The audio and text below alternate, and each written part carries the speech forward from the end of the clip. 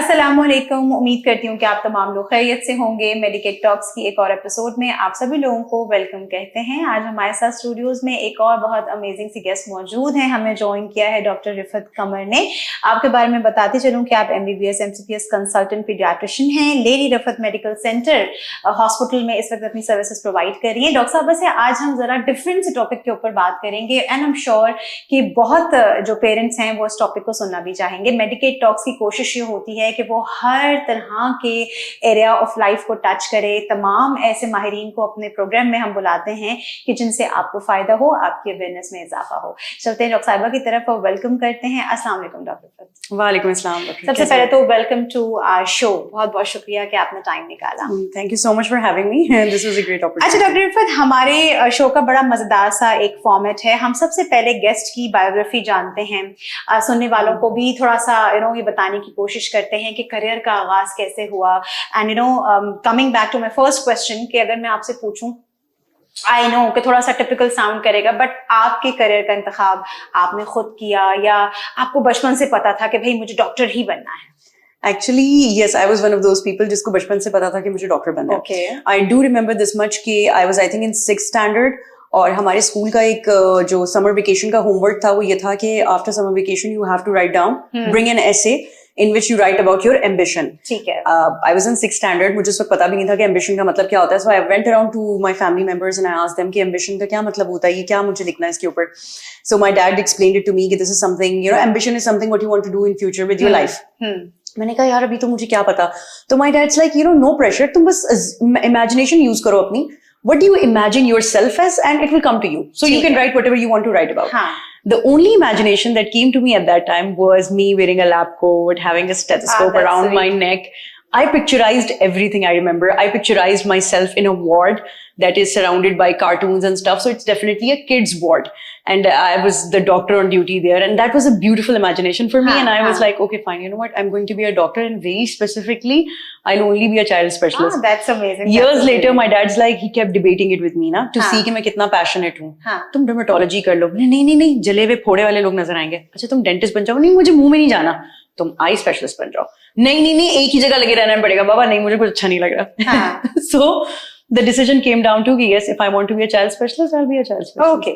अच्छा, बड़ी अमेजिंग सी आपकी ये वाली स्टोरी रही, लेकिन मुझे बताएं जब आपने डिसाइड कर लिया कि आपने डॉक्टर ही बनना है, तो किसने सबसे ज्यादा आपको मोटिवेट किया, या हम इन अदर वर्ड्स कहें तरगीब दी? क्योंकि ऑफ कोर्स पूरी प्रैक्टिस होती है, एक लंबा तवील सफर होता है, उसमें बहुत बार डॉक्टर्स हो या प्रैक्टिशनर्स हो, उनको कभी कभी डावाडोल भी हो रहे होते हैं।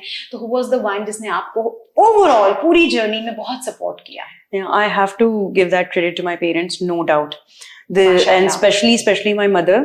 The reason being, dad was always on board. मेरे अबू तो खुद एक यूनिवर्सिटी में प्रोफेसर थे, तो जाहिर है he wanted कि मेरे बच्चे भी पढ़ें लिखें, जो भी आगे अपना अच्छा एक फ्यूचर बनाए. But considering the fact, my mother especially her, because एक तो she's a housewife and she was like, whatever ambition you choose, I just want something which is comfortable for you. सही. तुम्हें किसी दौड़ भाग में लगना ना पड़े, तुम्हारे comfort level के अंदर हो. हर माँ ये चाहती है. बट बियॉन्ड दैट मेरी फैमिली उन दिनों जिन दिनों मैंने MBBS स्टार्ट किया, फाइनली ये स्टेप लिया, मेरी फैमिली सऊदी अरब में थी. I am the oldest one and my siblings are younger than me. My brothers are much younger than me. अब उनकी चल रही थी schooling and here I was getting admitted in the medical college, a new experience. मेरी family में दूर दूर तक कोई डॉक्टर नहीं. My mom was the one who was making all the sacrifices कि वो 6 महीना मेरे साथ रहती थी, मुझे हेल्प करने के लिए मेरे एग्जाम्स के दिनों में, और जब मेरे भाइयों के एग्जाम्स होते थे तो वहाँ सऊदी अरब चली जाती थी. And I think that was a very challenging time for my entire family, because मेरे अब्बू भी डिस्टर्ब रहते थे. जब मेरी अम्मी उनके पास होती थी वो मेरे लिए फिक्र करते थे, और जब अम्मी यहाँ आ जाती थी तो वो वहां टेंशन लेते थे कि अब 2 बेटे मैं संभाल रहा हूँ. बहुत कुछ सालों तक एटलीस्ट मेरी फैमिली ने, मेरी हाउस जॉब तक ये टफ टाइम मेरी फैमिली में देखा. और my mother was always, I don't remember a single time when she would have come to me and said कि यार मुझे लगता है कि नहीं हो पा रहा हमसे, चीजें मैनेज नहीं हो रही हैं, फैमिली टुकड़ों में बट गई है, बच्चे छोटे हैं, चीजें मुश्किल हो रही हैं, तुम छोड़ दो कुछ दिन के लिए. I don't remember single time. Maybe at some weak point हो सकता है उन लोगों ने आपस में ऐसा कुछ डिबेट किया, मुझे उन्होंने कभी फील नहीं होने दिया। बिल्कुल ठीक। अच्छा डॉक्टर रिफत, मुझे एक बात बताइए, अगर कभी किसी वक्त आप सोचें, वैसे तो खैर आपके सबकॉन्शियस में ऑलरेडी ये चीज थी कि आपने डॉक्टर बनना है, बट अगर आपके ख्याल में आप डॉक्टर ना होती तो फिर आप किस चीज में दिलचस्पी लेती, आप क्या होती? Yeah. So there were two things I wanted to do besides being a doctor. The first and foremost, बहुत unusual चीज, मुझे archaeology में जाना था. I wanted to be an archaeologist. Okay. मुझे history, पुरानी buildings, पुरानी चीजें बहुत attract करती थी. I remember मैं चुन के वही books उठाती थी जिनमें कोई archaeological facts होते थे. तो मुझे archaeology का बहुत शौक था, लेकिन उन दिनों जितना मैंने research किया, इतनी कोई scope नहीं था इस field के ऊपर. And there was a lot of traveling involved, which I personally loved, लेकिन my family was not in favor of it. सही। The second thing जो मैंने बस बोल दिया था घर में, उसके बाद मेरे मुंह पे बहुत बड़ी चुप लगा दी गई. I wanted to be an army officer. Okay. They were like, बोल दिया ना, shush. We're not sending you there. Okay. अच्छा डॉक्टर रिफत, मुझे एक बात बताइए, since you're practicing, एक टाइम गुजर गया है, अब जब न्यूबीज को आप देखते हो या जब आप न्यू कमर्स को देखते हो, स्पेशली वो स्टूडेंट्स जो शायद अभी पढ़ रहे हैं, कुछ ऐसे जो भी बनना चाह रहे हैं, कुछ ऐसे जो भी बनने के प्रोसेस में हैं, आप उनको अपने एक्सपीरियंस से क्या मशवरा देती हैं या इवन क्या देना चाहेंगी? बिकॉज बहुत सारे ऐसे डॉक्टर इन प्रोसेस हैं जो हमारे प्रोग्राम को देखते हैं, तो आप उनको अपने तौर से क्या मशवरा दोगी? यार देखो, yes, I have faced a lot of students actually in my life during practice and otherwise. And the only thing I always tell them, besides struggles हैं, सब कुछ है, कोई फील्ड इजी नहीं है, हर जगह मुश्किलात है, हर जगह स्ट्रगल्स हैं, सुबह सवेरे उठना, घंटों घंटों की ड्यूटीज करना, टॉक्सिक सीनियर्स, पता नहीं क्या क्या. सबसे इंपॉर्टेंट चीज जो मेडिकल फील्ड में आपको चाहिए वो पैशन है. You need to be passionate about what you're doing. आप मम्मा पापा के कहने में प्लीज इस फील्ड में मत आओ. Talk to them, explain to them, because trust me, शुरू के दिन गुजर जाएंगे, but after some time it's going to become a huge burden for you. Very true. As long as, however hard you're working, चाहे कितनी ही मुश्किल routine क्यों ना हो, as long as you love what you're doing, trust me, you can't. You will give up at some point. You will break down badly, क्योंकि एक burden आपके sir पे रहेगा कि मैं फलाना की वजह से इस मुसीबत में पड़ा हुआ हूँ इस वक्त. क्योंकि हर फील्ड अपना एक टेस्ट एंड ट्रायल आपको देती है. मेरे ख्याल से कोई जॉब आसान नहीं है. Please be passionate. If you are not passionate about medicine in any way whatsoever, talk to whoever has made you to go into it, or else आप कर ले MBBS उनको खुश करने के लिए, आप कर ले अपनी हाउस जॉब, लेकिन उसके बाद go for some desk job. Practice, clinical practice में मत जाओ. It's very difficult. और उसका पेशेंस ही अलग चाहिए होता है, वो आपको मेंटली बहुत ज्यादा ड्रेन कर देता है. Very true. Need passion to move forward. Very true. अच्छा डॉक्टर रिफत, मुझे एक बात और बताइएगा, हम तमाम जितने भी हमारे पास गेस्ट आते हैं, डॉक्टर्स आते हैं, हम सभी से बात पूछते हैं, डॉक्टर बनने के बाद डॉक्टर रिफत क्या फील करती हैं, आपकी शख्सियत में क्या एक वाज़ेह तब्दीली आई? एक चीज जो आप कहती हैं कि हाँ this has actually made my personality, और ये डॉक्टर बनने की वजह से ही शख्सियत में तब्दीली आई है, वो क्या है? Confidence. I never had a confidence when I was a student. And that's very if I show this video to all those people who were in school with me, they will so totally and completely agree with me. I never had confidence. Maybe I had something. Doctor Rifat, मैं बताऊं, sorry to cut you here, मैं चाहती हूँ कि ये बात आप यकीनन इसको ज्यादा इलैबोरेट करें, बिकॉज ये एक इतनी इंपॉर्टेंट चीज है जो बहुत सारे वो लोग, वो बच्चे जिनको लग रहा होता है कि हम कॉन्फिडेंट इनफ नहीं है, डॉक्टर बनने के बाद जो एक विजिबल चेंज लिटरली बूस्ट आता है, बहुत अच्छा बूस्ट आता है. It gives you a very good feeling, and confidence is the key to everything. आपको कॉन्फिडेंस नहीं होता, दुनिया के आप टैलेंटेड तरीन पर्सन क्यों ना हो, आपसे चीजें खराब होना शुरू हो जाती हैं. You can't sit in a crowd. Even लोग आपको रिकॉग्नाइज नहीं कर पाते. Absolutely nahi. It's how you carry yourself. I'm not talking about your dressing. I'm not talking about makeup or anything else. No, ये सब secondary चीजें हैं. It's how you carry yourself. Very true. When you enter the room, क्या are you keeping up with what title you carry with yourself? Doctor का जो title है ना, वो आपको एक अच्छा कॉन्फिडेंस देता है, कभी बार ओवर कॉन्फिडेंस भी दे देता है, but no, it give me a good boost of confidence. बिल्कुल ठीक है, अल्हम्दुलिल्लाह. अच्छा डॉक्टर रिफत, एक बात और बताइए, वैसे तो हम श्योर आप बिजी रहती होंगी, लेकिन आफ्टर प्रैक्टिसिंग या इन सब चीजों के बाद कौन से ऐसे काम हैं जो डॉक्टर रिफत हमसे शेयर करेंगी कि भाई यार, अगर मुझे थोड़ा बहुत भी टाइम मिलता है ना, तो मैं अपने आप को डॉक्टरी से हटके इन मशागिल में मसरूफ रखती हूँ, या ये मेरी सरगर्मियां हैं, एक्टिविटीज हैं, apart from my work? Apart from my work, there are 3 things I'm absolutely completely passionate about, और यही तीनों चीजों में मैं आगे पीछे हो रही होती हूँ मौके या मुनासबत के हिसाब से.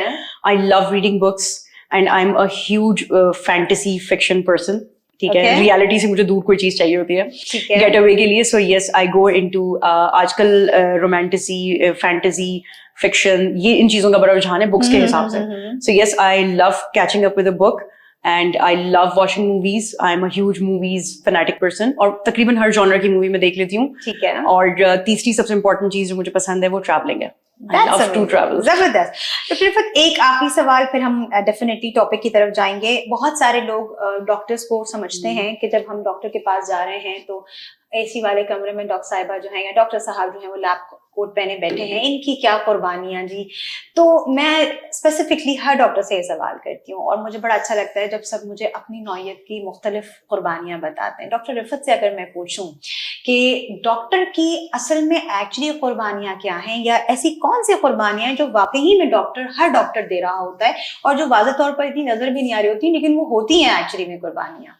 पेशेंस, सही, सब्र और तहम्मुल से बैठे रहना, एक अच्छी सी स्माइल मुंह पे लेके हर मरीज के लिए, चाहे आप कुछ भी फील कर रहे हो, चाहे you're going through a tragedy, you're going through depression, उस चीज को अपनी स्माइल में और उस स्माइल को आंखों तक लेके जाना ताकि वो फेक ना लगे. So to fake it about what you're going through is the toughest thing I've felt in my job. चाहे वो एक सिंपल फटीग हो, चाहे वो एग्जॉशन हो, चाहे वो किसी की कोई कही भी बात है जो दिमाग में रह गई है and it's creating a lot of fuss and frustration. It stays in your head, लेकिन you have to act like, oh, I'm fine, I'm absolutely fine. There have been times when just minutes before entering the clinic, I have gotten some news that disturbed me, a conversation that just irritated me, and yet मुझे अगले 6 घंटे तक उस तरह बैठना पड़ा कि pause करो उन सारी ट्रेजेडीज को, उस मसले को पॉज करो, घर जाके I'll burst into tears, I'll do whatever I can to handle it, but right now just you know. और फिर उस वक्त आप किसी भी मरीज को, चाहे वो कोई भी हो, किसी भी मसले से क्यों ना रहो, आप उसको जता नहीं सकते कि मैं तुम्हारी खातिर ना एक बर्डन बेयर कर रही हूँ अपने दिमाग में. नो, यू एब्सोल्युटली कांट, क्योंकि उस पेशेंट का इसमें कोई कसूर नहीं है, कोई लेना देना नहीं है. आपके अपने जो स्ट्रगल्स हैं, आपके इंटरनल स्ट्रगल्स हैं, उस वक्त वो वाला चीज मुझे लगता है कि इस बात को मेरा ख्याल है हम क्योंकि ऑडियंस के साथ बड़ी कैजुअल बात भी करते हैं, इसको वैसे भी लेना चाहिए. अपार्ट डॉक्टर्स तो ज़ाहिर है ये कर रहे होते हैं, लेकिन वैसे भी आपकी जिंदगी में कुछ भी चल रहा है, आप किसी भी जगह काम कर रहे हैं, उसका बेचारे आपके इर्द गिर्द काम करने वालों से कोई एक्चुअली लेना देना है नहीं. ये सब पे आता है, ये सब पर आता है. तो बहुत दफा लोग जो है वो बिला वजह का अपना एटीट्यूड दिखाते हैं, खामखा की अपनी टेंशन थ्रो करते हैं. आई थिंक ये वैसे भी हमें एथिकली इसको अवॉइड करना चाहिए. डॉक्टर फिर अब बात करते हैं थोड़ी सी आज के टॉपिक पे. आई एम श्योर बहुत सारे पेरेंट्स और बहुत सारे वो पेरेंट्स जो कि अभी नए पेरेंट बने हैं, जो बन चुके हैं, लेकिन सारे वालिदैन की एक ही शिकायत होती है कि जी हमारा बच्चा खाना क्यों नहीं खाता. तो अगर हम टॉपिक को आज लेबल करें तो हम आज बात करेंगे पिकी ईटर पर. डॉक्टर साहब, पहला ही सवाल मैं आपसे पूछूंगी, ये बड़ा सिंपल सा पूछूंगी यार, कि बच्चे खाना क्यों नहीं खाते. यार इसकी तो खैर बहुत सारी वजूहत है, लेकिन सबसे टिपिकल रीजन जो मुझे हर बच्चे में नजर आती है ना उसके ना खाने की, वो उसकी माँ होती है. कभी कभार, and not for the wrong reasons. मैं किसी माँ को ब्लेम नहीं कर रही, no don't quote me for that. The reason is वो बेचारी माँ को जो है ना वो 2-2 घंटे की फीड्स याद होती हैं जो उसने उसको बचपन में कराई होती हैं. जब वो बच्चा बड़ा हो रहा था तो माँ सोचती है जिस तरह इसने दूध पी लिया उस तरह मेरा खाना भी खा लेगा दिया हुआ, because you know there are steps to it, and she is like बेचारी बंदी सोच रही है I am following all the steps, मैं तो सारे स्टेप्स फॉलो कर रही हूँ तो ये भी करे. ऐसा होता नहीं है unfortunately. There are lot of kids, उनके साथ आपने बहुत टेक्निकल होना पड़ता है. और सबसे बड़ा चीज ये होती है कि वो माँ बेचारी चाह रही होती है कि यार मैं थकी हुई हूँ, मैंने एक रूटीन बनाई हुई है तुम्हारे लिए, प्लीज मैं तुम्हें दे दूं, तुम खा लो किसी भी तरीके से. अब चूंकि वो अपने टाइम टेबल के हिसाब से बच्चे को खिलाना चाह रही है ना, वहां पे सारा मसला आना शुरू होता है कि वो बच्चा कहता है नहीं, I will not follow your schedule. मुझे अपने तरीके से खाना है. अच्छा डॉक्टर, आपके पास आई एम श्योर बहुत सारी ऐसी मदर्स आती होंगी, शायद आपने अपनी फैमिली में भी बहुत सारे कजिन्स को, घर वालों में से किसी को ट्रीट किया होगा, भाई बच्चे को खाने खिलाने पर आमादा कैसे करें. तो मुझे ऐसा लगता है कि इसमें आप घर वालों से तो जरूर टोट के लें, मगर डॉक्टर रिफत उसके लिए सबसे बेहतरीन इंसान है. वो इसलिए कि जो एक्सपर्ट होता है वो आपको ज्यादा बेहतर तरीके से गाइड करता है कि बच्चे को कैसे आमादा करना है. डॉक्टर साहब कैसे आमादा करें बच्चे को? भाई हम चाहते हैं बच्चा जो है वो फ्रूट्स खाए, वेजिटेबल्स खाए, मगर बच्चा जो है वो तारे खा रहा है, अब क्या करें फिर? देखें, फ्रूट्स और वेजिटेबल्स, बहुत अच्छा सवाल किया आपने. फ्रूट्स और वेजिटेबल्स पे अगर आपने बच्चे को पहले आमादा करना है ना तो स्टार्ट वेरी अर्ली. हमने वीनिंग की एज लिख दी है कि 8 मंथ्स और 6 months onwards, I am sorry 6 months onwards आपने वीनिंग स्टार्ट करनी है. वीनिंग में हम फ्रूट्स को इन्वॉल्व कर लेते हैं शुरू में, ठीक है, क्योंकि वो हल्की ग़िज़ा होती है, कॉम्प्लेक्स कार्बोहाइड्रेट्स नहीं होते, तो इसलिए वो हम शुरू कर लेते हैं, इजी टू डाइजेस्ट होते हैं. आप शुरुआत करें and don't use processed food. ये एक बहुत अरसे से ट्रेंड चलता आ रहा है. सीरियल्स अपनी जगह, लेकिन उसके अलावा you must have seen in the market वो छोटे छोटे प्रोसेस्ड प्यूरेड फ्रूट्स हैं, ये खिलाएं, so good for your baby. yes, for some working mothers who are very busy with their life, उनको शॉर्टकट चाहिए, go for it, ठीक है, sometimes it's fine, लेकिन शुरू में जितना हो सके प्रोसेस फूड अवॉइड करें, क्योंकि वो एक दफा जायका आपने बच्चे के ब्रेन में फीड कर दिया, this is what this is supposed to taste like, वो मजा ले किसी और चीज को हाथ लगा ले. ज्यादातर बच्चे आजकल फ्रूट्स के अगेंस्ट या वेजिटेबल्स के तो हम भी अगेंस्ट है, खैर बाय द वे वो तो एक सदियों पुराना मसला है. आजकल के बच्चों में ना फ्रूट्स की बड़ी मसला आ रही है. They look at fruits and some parents have told me कि वो वॉमिट करते हैं फ्रूट को सिर्फ देखकर. ये हो क्यों रहा है? Fruits are the most delicious, Allah's blessing in the world. मसला सारा यही आ रहा है कि उनकी जो शुरुआत हुई थी, एक तो उनको अर्ली एज में फ्रूट्स के फ्लेवर से उनको डेवलप ही नहीं करवाया, दूसरा वो प्रोसेस फूड के ऊपर जल्दी आ गए. So what a lot of mothers into this day they are doing, biscuit और चाय, बिस्किट खिला दिया, रस्क और चाय खिला दिया. ये ट्रेंड कहाँ से शुरू हो गया? और उसके बाद जो है ना बच्चे को सीरियल सेरेलैक सारा वही चल रहा है. फ्रूट्स तो खिलाया ही नहीं है, क्योंकि नहीं वो ठंडा है तो वो गर्म है तो वो मौसम का नहीं है. मैं क्योंकि बहुत सारी माओं को इस वक्त जहन में रख के ये सवाल कर रही हूँ, एंड आई एम श्योर ये वीडियो में बहुत सारी मदर्स को भेजने वाली हूँ जो अक्सर हमें भी ये बता रही होती है, हम किसी फैमिली फंक्शन में जाए ना कि बेबी ठीक है, ये तो कुछ फ्रूट खाती ही नहीं है, इसके सामने भी रख देना तो खाती नहीं है. और अच्छा, बहुत सारी मदर्स ये भी कहेंगी, डॉक्टर रिफत इसलिए सवाल कर रही हूँ, बड़ा टिपिकल सा है कि नहीं हमने तो शुरू में भी खिलाने की कोशिश की, लेकिन बच्ची का ये है या बच्चे का ये है कि एक दफा तो उसने खा लिया, यानी आज उसको मैंने एप्पल दिया या बनाना मैश करके दिया, बट नेक्स्ट डे उसको कोई चीज अच्छी नहीं लग रही. ये क्या है? रिपीटिशन. मसला यहाँ पे क्या आ रहा है? रिपीटिशन का. वो अपनी जगह बेचारी माँ सब कुछ ठीक कर रही है, सही है, बट हमने मदर्स को ये सिखाना है कि नेवर रिपीट द मेन्यू. आजकल के बच्चों में वो हम थे सीधे साधे बच्चे जिनको जो रोज खिलाया जाता था हम खा लेते थे. आजकल के बच्चों की जनरेशन ही अलग है. See, they are coming out as cell phone models. Very true. There was Gen Z, then there was Gen X, and now we have Gen Beta. Exactly. So why are we naming them such? Because they are very different developmentally from our generation. So mothers ये expect ना करें कि कल खिला दिया अगर तो आज भी कल दूसरा फ्रूट दो. So आज आपने अगर बनाना ट्राई किया है तो कल आप एप्पल ट्राई करें, फिर उसके अगले दिन आप कोई सीजनल फ्रूट, अगर अंगूरों का सीजन है या पीच का सीजन है या नाशपाती का सीजन है, whatever, आप उसको mix and match. Keep surprising your child. Don't bore them with the same thing. And that's not just true for the fruits. Actually हर खाने पीने में यही है. मैं तो इसको रोज इतने बजे ना दलिया जरूर बना के देती हूँ, डेट्स और ये चीजें डाल के. You're doing a great job. Excite नहीं होगा फूड. अब आप रोज एक ही चीज दे रहे हैं, it becomes a jail food. Very true. You need to change that. Get the kid excited. And I really like the term jail food. तो doctor Rifat से तो मुझे हम बड़ों के खाने भी याद आ गए यार. बहुत दफा ऐसा होता है कि अम्मी भी रिपीट खाने बना रही होती है, तो मैं जाके अम्मी पिछले संडे भी तो खाया था, अभी तो कुछ करो. तो ये बात तो हम अम्मी को भी जाके बताएंगे. अच्छा डॉक्टर साहब, एक और सवाल जो बहुत ही कॉमन है, एंड आई एम श्योर के मेरे ख्याल है मुझे आपसे ये जरूर पूछना चाहिए. बच्चे टीवी देखते हुए, टीवी के सामने बैठे हुए, और अगेन मैं कहूंगी टीवी तो शायद यार हमारा जमाना था, अब तो बच्चे सेलफोन के सामने बैठ के खाना खा सकते हैं. बिल्कुल भी नहीं, बिल्कुल भी नहीं. अगर क्या करें कि कोई मदर आपसे कहती है कि डॉक्टर रिफत मैंने हर कुछ कोशिश कर ली, लेकिन जब तक मैं फोन सामने ना रखूं बच्चा नहीं खाता है, तो आप फाका करवा दो. Seriously, okay. sounds cruel, हाँ. I know, but the thing is कि आपने डैमेज वे करना है. किस चीज का ज्यादा डैमेज है? टीवी के सामने बिठा के एक बच्चे को गूंगा बहरा कर देना, या उसको सिर्फ 2 घंटा उसका मील डिले कर देना. Now, as a professional person, तो मैं हर पेरेंट को ये गारंटी देती हूँ, जब मैं ये इस तरह की कोई बात कहती हूँ ना तो वो शॉक में चले जाते हैं, तो मैं उनको एक गारंटी देती हूँ. मैंने कहा यार देखो, मैं कोई पड़ोसन तो बैठी नहीं हूँ तुम्हारे सामने, मैं एक प्रॉपर प्रोफेशनल बंदी बैठी हुई हूँ यहाँ पे. कोई डॉक्टर ने अपना नाम खराब नहीं करता, और अपना नाम खराब करने वाला कोई मशवरा भी नहीं देता. तो इसलिए मैं बहुत कॉन्फिडेंस क्रिएट करती हूँ उनके अंदर भी कि देखो, मैं उस कॉन्फिडेंस के साथ तुम्हें कह रही हूँ कि मैं तुम्हें गलत मशवरा नहीं दे रही. आपका बच्चा अगर 2 घंटा खाना नहीं खाएगा, so this is my guarantee to you कि उसका शुगर कम नहीं होगा, उसका नमक कम नहीं, गॉड फॉरबिड अगर उसको कोई और बीमारी नहीं है तो. So this does not apply to diabetic kids, this does not apply to Addison's के बच्चे जिनको नमक की कमी होती है. ये उन बच्चों पे ये थ्योरी अप्लाई नहीं करती. वो स्पेशल बच्चे होते हैं, उनके सर्कमस्टांसेस जरा स्पेशल होते हैं, वो अलग कहानी है, वो अलग कॉन्वर्सेशन है. बट एक आम बच्चा जो हेल्दी है अदरवाइज, उसको आप महज इस वजह से खाना खिला रही है कि एक तो ये मुझे उसके बाद टाइम नहीं मिलेगा इसको खाना खिलाने का, और दूसरा ये कि मैं टीवी नहीं रखूंगी तो खाना नहीं खाएगा, नरिशमेंट रह जाएगी.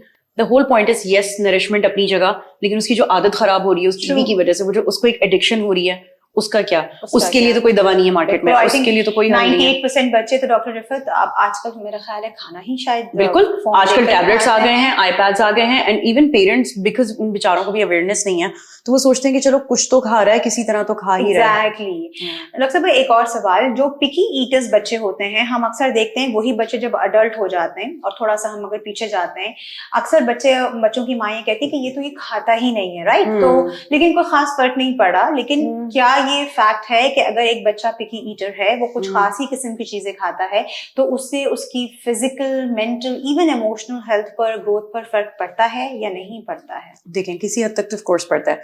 अगर हम पिकी ईटर देख रहे हैं तो पहले तो हमने ये देखना होता है कि वो जो चीजें खा रहा है उनकी कॉम्पोजिशन क्या है। ठीक है, यू नीड द वाइटामिन्स। ठीक है, माइनर न्यूट्रिशन में बात करें, माइक्रो न्यूट्रिएंट्स में आपको वाइटामिन्स चाहिए, आपको आयरन चाहिए, जिंक चाहिए, माइक्रो न्यूट्रिएंट्स चाहिए।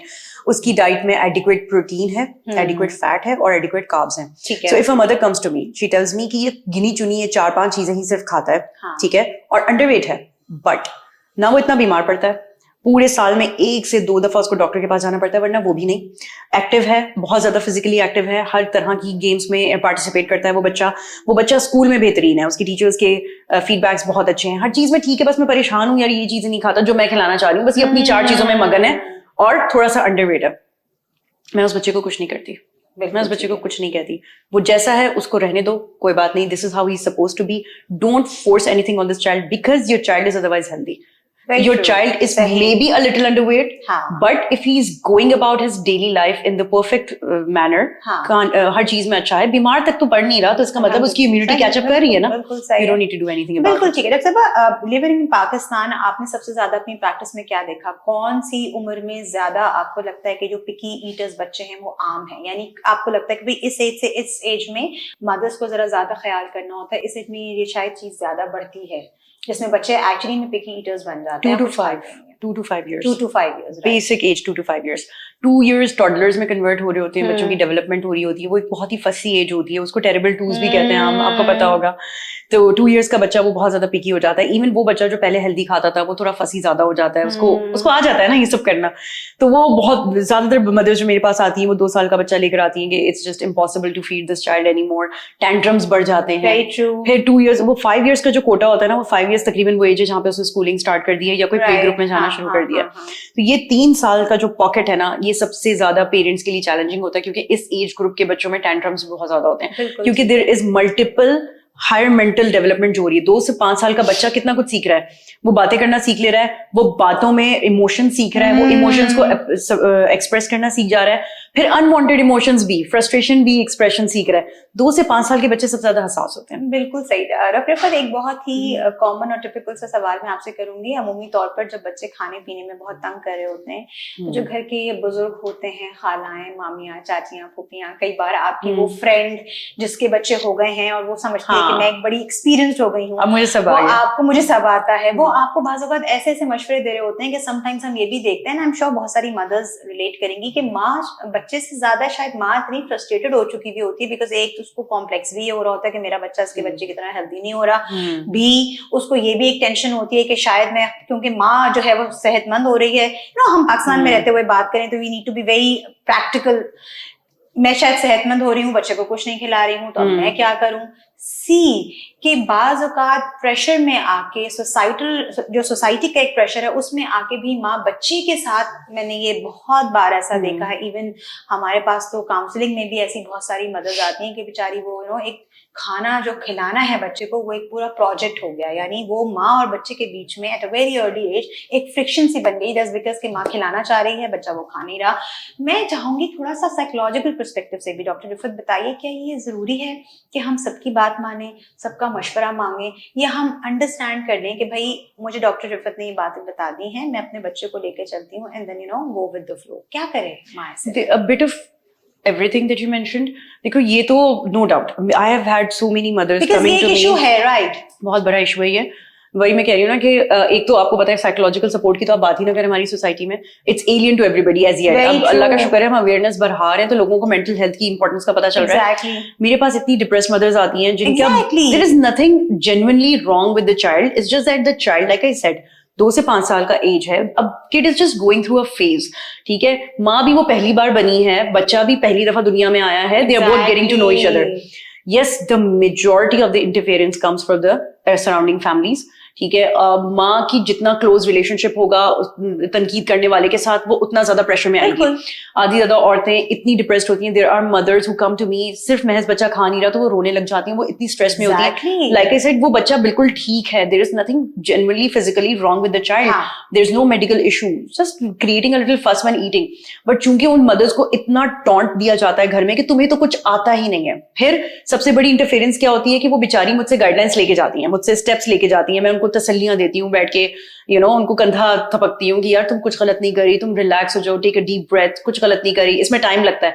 मैंने सारी काउंसलिंग की, सारी मेहनत की, वो घर जाती हैं, उनको पहली चीज सुनने को मिलती है कि तुम्हारी डॉक्टर को तो कुछ पता ही नहीं है। हमें पता है, हमसे पूछो, वो तो टेबल कुर्सी लेके बैठ गई, ये 2 बातें तुम्हें करके उसने चिपका के भेज दी है, हम भुगतने वाले हैं ना, भुगतने वालों को ज्यादा बेहतर पता है। या फिर हमारे जमाने में तो बच्चा हर कुछ खाता था, डॉक्टर को ने तो तुम्हें तो टोपी चिपका के उसने भेज दिया क्योंकि उसने तुमसे जान छुड़ा ली।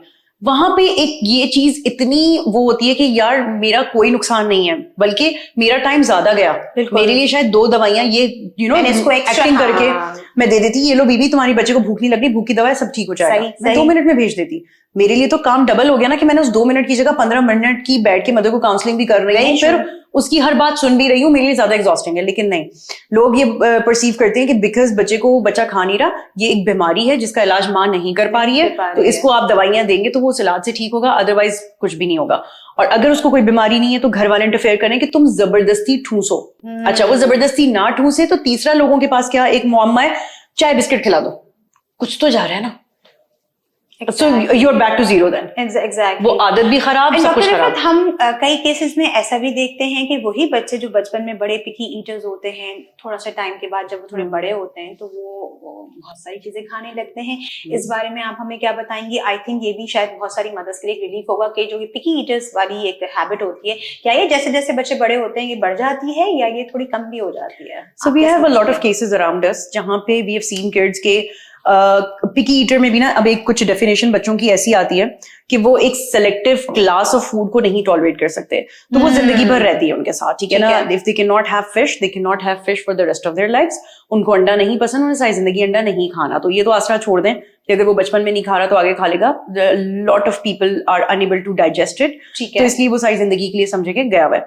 लेकिन then comes those picky eaters, वो बच्चे जिन्होंने सिर्फ टैंट्रम्स थ्रो करने, नहीं मैं तो सिर्फ बिरयानी खाऊंगा, अपने आज सब्जी बना दी, मुझे नहीं पसंद, ब्ला ब्ला ब्ला।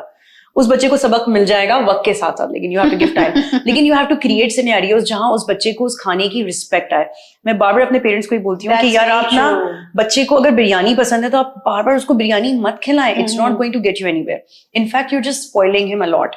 ठीक है, दुनिया में हम भी प्रैक्टिकल वर्ल्ड में आप और मैं रह रहे हैं, बिल्कुल ठीक है, आप भी डॉक्टर हैं, मैं भी डॉक्टर हूँ, जिस फील्ड में हम लोग हैं, कितनी दफा ऐसा हुआ था ड्यूटी के दौरान खाने का मौका नहीं मिला? बिल्कुल, कितनी दफा ऐसा हुआ, और कई दफा ऐसा हुआ होगा कि जो चीज हम एक्चुअली में नहीं खाते वो हमें खानी पड़ी। उस भूख में क्या क्या नहीं खाना पड़ा। मुझे सब्जियों की रिस्पेक्ट आई है अपनी हाउस जॉब के दिनों में, बिल्कुल सही कह रही हैं। वही भिंडी मुझे जबरदस्त लगने लग गई क्योंकि मैंने सुबह से कुछ खाया हुआ नहीं था। Very true. So I think life and circumstances brings you to a point जहां पे आपको रिस्पेक्ट आना शुरू हो जाती है बासी रोटी की, बासी चावल की, सब्जियों की, और वो सारी चीजें जो आपको अच्छी नहीं लग रही होती है। Exactly. So मैं मदर से कहती हूँ बच्चों को हम्बल रखा करो, डोंट अज्यूम कि मैंने बच्चे को चांद और तारे ला के देने तो मेरे बच्चा बहुत अच्छा रहेगा। नो, देयर आर टाइम्स जब आपने बच्चे को बासी रोटी का भी जायका देना है, आपने एक दिन पुराना सालन उनको रिपीट में खिलाना है, क्योंकि there will come a time in everybody's life जहां पे आपको हम्बल होना पड़ता है। आपको अपनी प्रैक्टिकल जिंदगी में ये सब काम करना है। शुरू से बच्चों को आदत डालें ताकि थोड़ा बहुत करके जब उनकी आजमाइश आए तो आजमाइश में टूटे नहीं,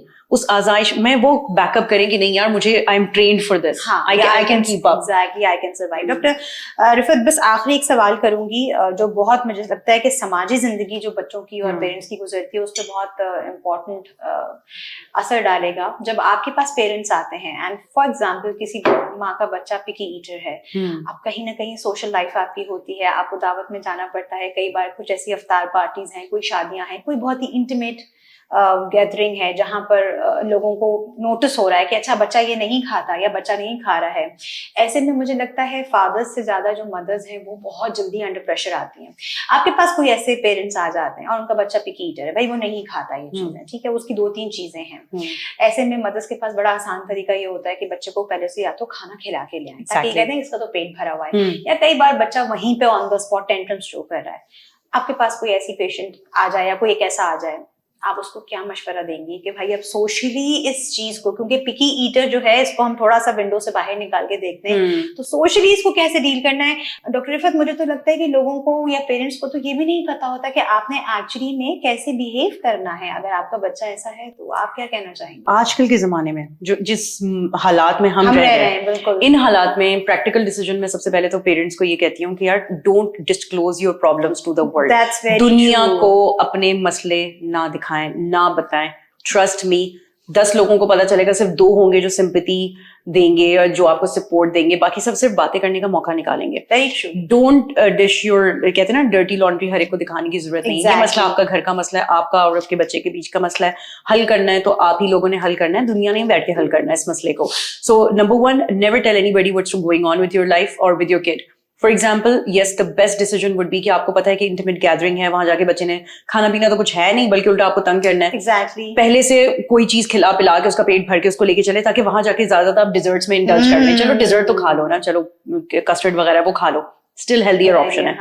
और दूसरा सबसे बड़ा तरीका ये है कि वहां पे फॉर एग्जाम्पल बच्चा अगर इरिटेबल होता है, तो आप change the narrative, tell them हाँ इसका पेट वैसे ही कुछ दिन से अपसेट चल रहा है, this is not something to worry about, I have it under control. इसका स्टमक अपसेट है, बच्चा इसीलिए बेजार हो रहा है, शायद हम थोड़ी देर में जल्दी घर के लिए निकल जाए क्योंकि इसकी दवाई का वक्त हो गया। बात ही बिल्कुल ठीक है, चेंज द नैरेटिव। किसी को इसमें पढ़ने की जरूरत ही नहीं, कोई इंटरफेयर ही नहीं करेगा। वो कहेगा वो दवाइयों वाला मसला है, छोड़ो अभी हम कहाँ इसमें पढ़े, इसको पता है she is had it controlled. बिल्कुल ठीक है। Thank you so much doctor Rifat, बहुत मजा आया आपके साथ बात करके। एंड आई एम श्योर जितना मैंने एंजॉय किया वो तमाम मदर्स, इनफैक्ट जो मदर्स नहीं भी हैं, वो तमाम टीचर्स जो कि बच्चों के साथ डील करते हैं, उनको यकीनन आज के पॉडकास्ट में बहुत कुछ सीखने को मिल जाएगा। सो मैं डेफिनेटली रिकमेंड करूंगी कि इसको दोबारा भी देखेगा, क्योंकि डॉक्टर रिफत ने बातों बातों में बहुत सारी अमेजिंग बातें मुझे और आपको बता दी हैं।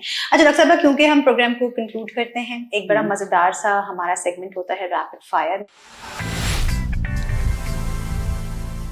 मेरा बड़ा फेवरेट सेगमेंट है, जो भी पहली बात, पहला जुमला ख्याल आ जाए हमें आप बताइएगा। पहली ऐसी एप्लीकेशन या सबसे ज्यादा एक ऐसी एप्लीकेशन जो आप यूज करती हैं अपने फोन में? इंस्टाग्राम। That's very amazing. ज्यादा डॉक्टर्स हमें फेसबुक या व्हाट्सएप कहते हैं, बट अच्छा लगा मुझे कि किसी ने हमें इंस्टाग्राम भी कहा। इंस्टाग्राम में ज्यादा। आपका फेवरेट सीजन कौन सा? विंटर। कंट्री साइड अच्छा लगता है या city life? Both. I find charm in both actually. Okay, अच्छा, what do you do जब आप रिलैक्स होती हैं? सबसे पहली चीज क्या करती हैं? सबसे पहली चीज मैं सारा फोन वगैरह बंद करके वाईफाई ऑफ करके लेट जाती हूँ। I need that time.